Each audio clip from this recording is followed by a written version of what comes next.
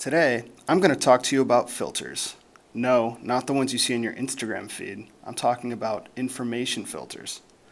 Thanks to the internet, more information can be shared and accessed than ever before, yet we only see a small slice of an exponentially growing pie of content available online. So, if we only see a small slice, then who or what decides on what goes into it? Well, that's where filters come into play. In his book titled Too Big to Know, David Weinberger asserts that humans have dealt with an onslaught of information for centuries. To combat being overloaded with information, Weinberger states, our most basic strategy for understanding a world that far outruns our brain's capacity has been to filter, winnow, and otherwise reduce it to something more manageable. To clarify what Weinberger is talking about, let's look at a physical example of a filter. When making coffee, small particles of ground up Arabica beans are soaked in water, but if left to drink in this stage, we would be stuck picking coffee grounds out of our teeth all morning. So, in order to remove the undesirable components, the leftover grounds, we must pour the solution through a thin piece of paper that filters out all the parts that we don't want in our beverage, while allowing the liquid to make it through, thus leaving us with a nice cup of brew to start the day. In real life, things such as newspapers, libraries, and college professors act in the same way a coffee filter does. They decide what information is important and remove what they deem to be unimportant. But filters don't work the same way on the internet. Once something is posted, it never goes away, and as a result, online filters are no longer designed to remove information. Instead, as Weinberger states, filters no longer filter out, they filter forward, bringing the results to the front. Yet, humans are rarely the ones that decide what gets filtered forward. Instead, algorithms make those decisions for us. In his book, The Filter Bubble, What the Internet is Hiding from You, Eli Pariser explains, the new generation of filters looks at the things you seem to like, the actual things you've done, or the things people like you like, and tries to extrapolate. They are prediction engines, constantly creating and refining a theory of who you are and what you'll do and want next. Especially among social media sites and search engines, computer programs ultimately decide what you see first and what gets left behind as background noise. And when nearly every site you visit feeds you catered information it thinks you want to see, you become trapped in a filter bubble.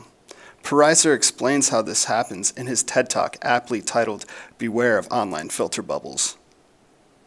I do think this is a problem. And I think if you take all of these filters together, if you take all of these algorithms, you get what I call a filter bubble. And your filter bubble is kind of your own personal, unique universe of information that you live in online. And what's in your filter bubble depends on who you are, and it depends on what you do. But the thing is that you don't decide what gets in. And more importantly, you don't actually see what gets edited out. Posts with contradicting point of views or subjects that don't align with your interests are left in the background, thus reaffirming your opinions rather than challenging them. And when contradictory information is constantly filtered out, echo chambers emerge. To show you what I mean, let's look at a simulation created by a University of Michigan student to visualize how echo chambers form. Each dot represents a profile, the color shows their political opinion, and each line is a connection. Every time a dotted line appears, the connection is severed and the dots become more separated. For the sake of time, here's the result of one of the simulations I let run for 5 minutes uninterrupted. Notice how there are very few connections between the members of each group. You probably have a decent idea of the consequences that result from that kind of interaction. Engin Badzag describes this as cyber-balkanization.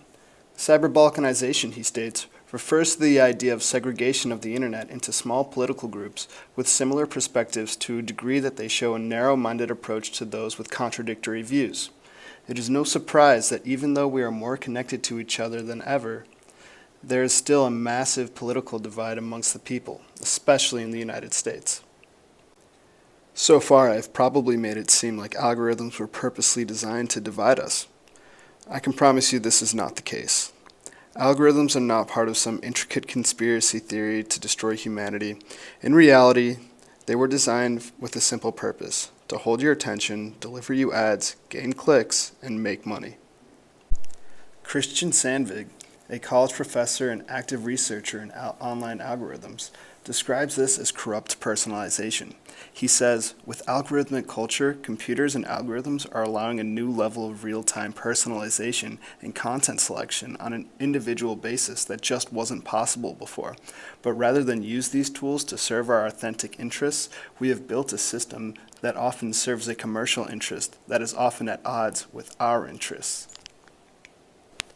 Algorithms are very good at predicting what you will click on next. They don't care if you're actually interested in what they're presenting, as long as they're able to get you to click, like, and watch so they can produce ad revenue for their site. And that's their main goal, despite the possible social and ethical consequences. Technosociologist Zeynep Tufekci gave a TED Talk on this very subject and provides an example of how predictive software can lead to consumers of YouTube videos to adopt extreme political points of view. Now, YouTube's algorithm is proprietary, but here's what I think is going on. The algorithm has figured out that if you can entice people into thinking that you can show them something more hardcore, they're more likely to stay on the site, watching video after video going down that rabbit hole while Google serves them ads. Tufekci's insights are chilling. Simply put, recommendation software doesn't always have humanity's best interest at heart. So I'll leave you with this. Be aware of the filter bubble you're in. Understand that people's opinions, perspectives, and experiences can be and often are wildly different from your own. Don't get trapped in a cycle of constant reaffirmation of your own ideals. And don't be afraid to challenge your own thoughts. Algorithms may be able to predict human behavior, but they can't control it.